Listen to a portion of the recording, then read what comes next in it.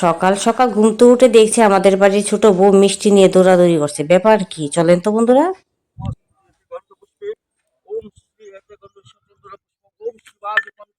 ও বুঝতে পারছি, আজকে ছোট বউয়ের ঘরে ছাদের ডালায় তার জন্য মিষ্টি নিয়ে দৌড়াদৌড়ি।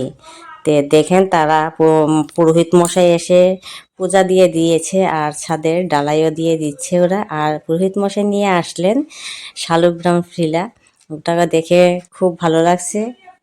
সবাই দর্শন করে নেন, প্রণাম করে নেন আর খুব বেশি করে আশীর্বাদ নিয়ে নেন। আর মেইন মালিক হচ্ছে আমাদের দেবার্পণ বাবা, কারণ ওরতে গড়টা, আর ও যদি ডালাই না দেয় তা কি হতে পারে। দেবার্পণ বাবা চলে আসলো ঘুম থেকে উঠে ডালাই দেওয়ার জন্য। বন্ধুরা আপনারা বেশি বেশি করে আশীর্বাদ করবেন আমার দেবার্পণ বাবাকে, ও যাতে মানুষের মতন মানুষে ভালো একটা মানুষে পরিণত হতে পারে আর এই সুন্দর ঘরের মধ্যে সুন্দরভাবে সারা জীবন থাকতে পারে। সবাই কিন্তু প্রাণ খুলে আশীর্বাদ করবেন আমার দেবরবন বাবাকে। যাই হোক, ডালাই মোটামুটি পূজা হয়ে গেছে, ডালাই দেওয়া হয়ে গেছে। এখন দেবরপনের বাবা আর দেবরপনের মা সবাইকে মিষ্টি দেবে। আর কার কার মিষ্টি পছন্দ সবাই চলে আসেন মিষ্টি খাওয়ার জন্য। আমি তো ঘুম থেকেই চলে আসলাম, কারণ ঘুম থেকে উঠে আমি মিষ্টির বল দর্শন করলাম আর মিষ্টি খাবো না তা কি হতে পারে। তাহলে আপনারাও চলে আসেন মিষ্টি খাওয়ার জন্য।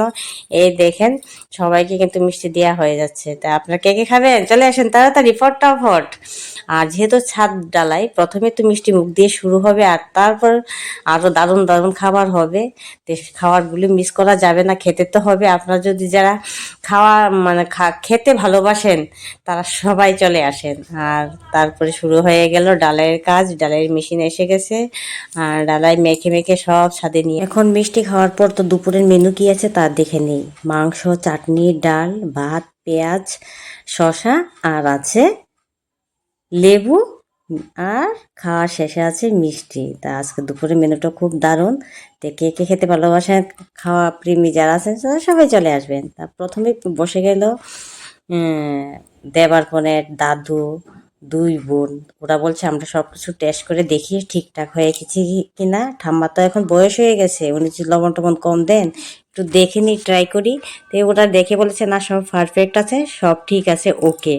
তো মোটামুটি এখন ছাদের ডালাই শেষ হয়ে গেছে আর সবাই এসে পড়েছে, এক এক করে সবাই বসেছে। আর এই দাদাদের ভাইদেরকে অনেক অনেক ধন্যবাদ, কারণ আমরা যতই আরাম আয়েসে সুন্দর ঘরে রাজপ্রাসাদে থাকি না কেন, ওই দাদারা যদি সুন্দর করে কষ্ট না করে যদি বিল্ডিংগুলি রাজপ্রাসাদগুলি না বানাতো তাহলে কিন্তু এত আরামে আমরা থাকতে পারতাম না। তাদেরকে অনেক অনেক ধন্যবাদ। তারপর আমরা বাড়ির মানুষেও বসে গেলাম আর বলছি বিয়াই কেমন হয়েছে, মাংসটা নাকি জাল হয়েছে বলতে পারছে না, উনি থাম দেখাচ্ছেন, বলছে হ্যাঁ দারুণ হয়েছে। বাড়ির মালিকও বলেছে খুব ভালো হয়েছে। আর বন্ধুরা আপনাদের কাছে কেমন লাগলো কমেন্ট করে কিন্তু অবশ্যই জানাবেন। তা আমার কাছেও খেতে দারুণ লাগলো। ভালো লাগলে লাইক কমেন্ট শেয়ার করবেন। আজকে ভিডিওটি